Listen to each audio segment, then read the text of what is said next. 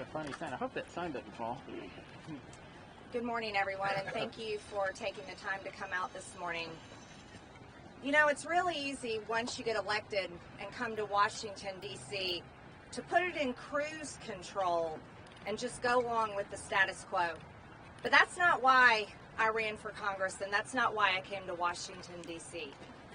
As a matter of fact, I was one of the Americans in 2016 that looked at a presidential stage of 17 Republican candidates, and the only one that stood out to me was Donald John Trump, the very man that stood out and represented Republican voters and Americans all over the country that were sick and tired of a Republican establishment failing us over and over again.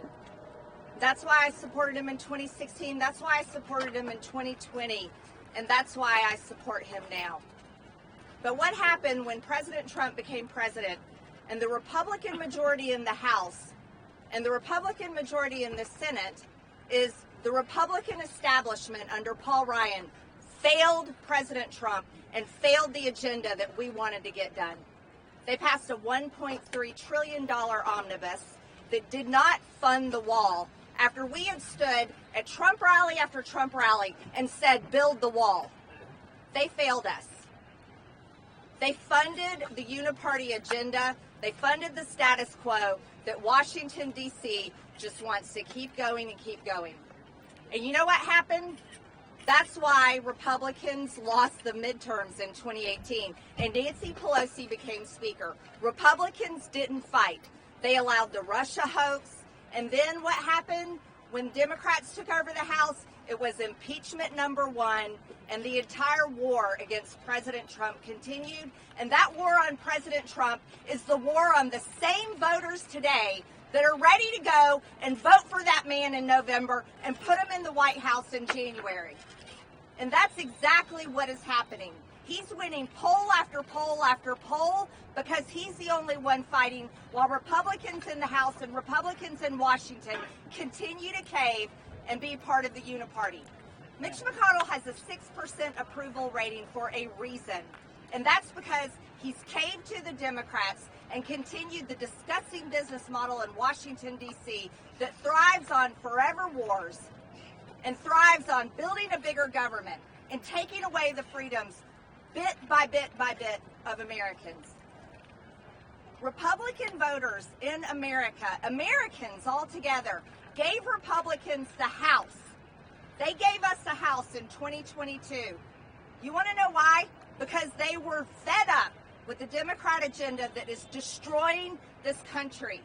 Wide open borders, an economy that's crashing, freedoms being stolen, COVID shutdowns, all the horrors that happened when Joe Biden took the White House and Democrats took full control. That's why we won the House in 2022. But what have we done with it? What are we giving Republican voters to vote for? President Trump is the reason why people are going to turn out in November. And I'm here fighting every single day to push my party to be a Republican-controlled majority that will fight and pass his agenda when he's in the White House in January. And right now, we are not that Republican majority. We have a speaker, Mike Johnson, that we all, by the way, I elected him. I voted for that man. So I have every right to be standing here. It wasn't a choice of America. It was a choice within our Republican conference. And I voted for Mike Johnson because his voting record before he became Speaker was conservative. He voted against funding Ukraine. He was solidly pro-life. He voted to secure the border. He voted to fight against Democrats, fight against the witch hunt against President Trump. But once he became Speaker, he has become a man that none of us recognize. He passed 3 continuing resolutions, and then he finally passed a 2-part omnibus that fully funded Joe Biden's agenda and the Democrat agenda, funded the Department of Justice that wants to put President Trump in jail for the rest of his life, which is a death sentence. Mike Johnson fully funded the FBI, which raided Mar-a-Lago. and he gave them a brand new building as a gift. Pro-life Mike Johnson funded full-term abortion clinics, funded the trans agenda on children that 70% of Americans are completely against on both sides of the aisle. And he fully funded Joe Biden's open border policies, the #1 issue in America. So I entered a motion to vacate, but I didn't call it for a vote. I was controlled. I was responsible. I was being conscious and caring about my conference and our majority. It was a warning to stop serving the Democrats and support our Republican conference and support our agenda. And he didn't do it. And we all went home. And Republican voters everywhere, Americans were raging at Mike Johnson. And he doubled down. He didn't change course. He continued.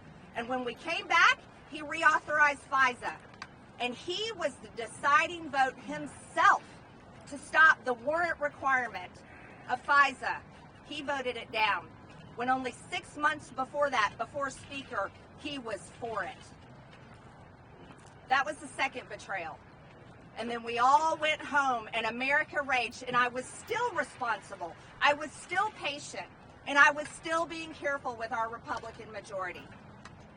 And then we came back. And that's when Mike Johnson fully joined the disgusting business model of Washington, D.C. to fund forever wars. Yeah, that's what this is. The Uniparty is Make Ukraine Great Again. The Uniparty is all about funding every single foreign war. They think this is the business model that needs to be done.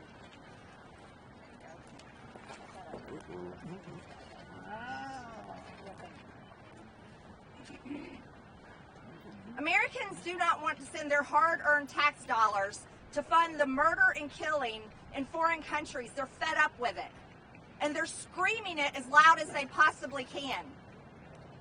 Our economy should not be built on the blood of wars in foreign countries. That's not what our economy should be built on. That's not how you grow jobs in America. That is horrific. It is evil and it needs to end. But that's what the Uniparty does, and that's what they continue. Mike Johnson fully embraced it, and he funded $61 more billion to Ukraine. Funded a war in Israel while he funded Hamas in Gaza. How do you support Israel when you're funding Hamas? And gave more money away while our border stays open, and today 300 Americans will die from fentanyl, tomorrow 300 Americans will die from fentanyl, and the next day 300 more Americans will die from fentanyl poisoning because there's a war on America led by the cartels in Mexico, and nobody in Washington, D.C. gives a damn and has enough courage to face it. And Americans are sick of it. Sick and tired and fed up. And you want to know something? Nobody wants to rock the boat in Washington, D.C. Oh, no. That would be uncomfortable, Marjorie. We don't want to face the issues, Marjorie. Let's just wait and get through the election, Marjorie. Let's just assume President Trump is going to win, and we'll fix it next Congress, Marjorie. Well, I'm sorry. How many more Americans have to die? How many more dead American bodies have to pile up before the House of Representatives that's paid for by Americans' tax dollars actually does something about it? I want to know when this town is going to give a damn about Americans. And that's what this is really about. Well, there's one thing I know. There's one thing I know. If we get President Trump back in the White House in January of 2025, and we are lucky enough to earn the trust again from voters in America to have a Republican majority in this House of Representatives, that we have a job to do. We cannot let people down again. We cannot fail President Trump. And this cannot happen. The MAGA agenda that I believe in, the Make America Great Again agenda that I support and Americans support, and the whole reason why Republicans are going to turn out and vote in November because they support President Trump. We need leaders in the House of Representatives that are going to get this done. Not working for Hakeem Jeffries, not working for Joe Biden, and not going to be twisted and lulled into keep continuing the disgusting practices of Washington, D.C. Mike Johnson is not capable of that job. He has proven it over and over again. Okay. Now we have Hakeem Jeffries and the Democrats coming out, embracing Mike Johnson with a warm hug and a big, wet, sloppy kiss. And they are ready to, they have endorsed him. They are ready to support him as Speaker. They want to keep it going, keep the band together. Why? Because Mike Johnson is giving them everything they want. Everything they want. Every single thing they want. So it's really interesting to me. Hakeem Jeffries has gone through round after round of Speaker votes, and we've all witnessed it, haven't we, America? And I want to tell you, I think it's good that America witnessed all of that. And the Democrats said his name over and over again. They said Hakeem Jeffries because they wanted to elect him Speaker. Well, I find it very satisfying that they are ready to vote for Mike Johnson. And you want to know something? I want to see it happen. And I also want to see recorded votes. I think the American people, by the way, who I represent, I think the American people need to see a recorded vote of does Congress, does members of Congress support the uniparty? Is this what they support? I think every member of Congress needs to take that vote and let the chips fall where they may. And so next week, I am going to be calling this motion to vacate. Absolutely calling it.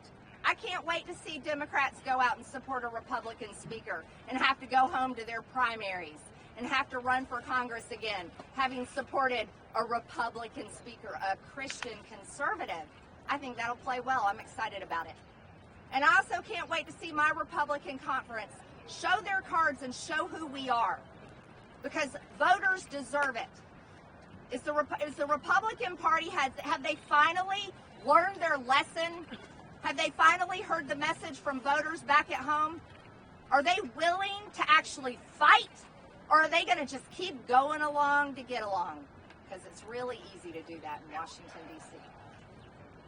I'm going to tell you, at over $34 trillion in debt, with millions and millions of people invading our country, an economy that I don't even know how is staying afloat, because every business owner I know has been suffering, and people fed up with the drama on television and fed up with the fighting and fed up with the bullshit from Washington, D.C., are ready for a Republican majority that's ready to support President Trump and his agenda in January of 2025, and I'm happy to deliver that vote for everyone next week.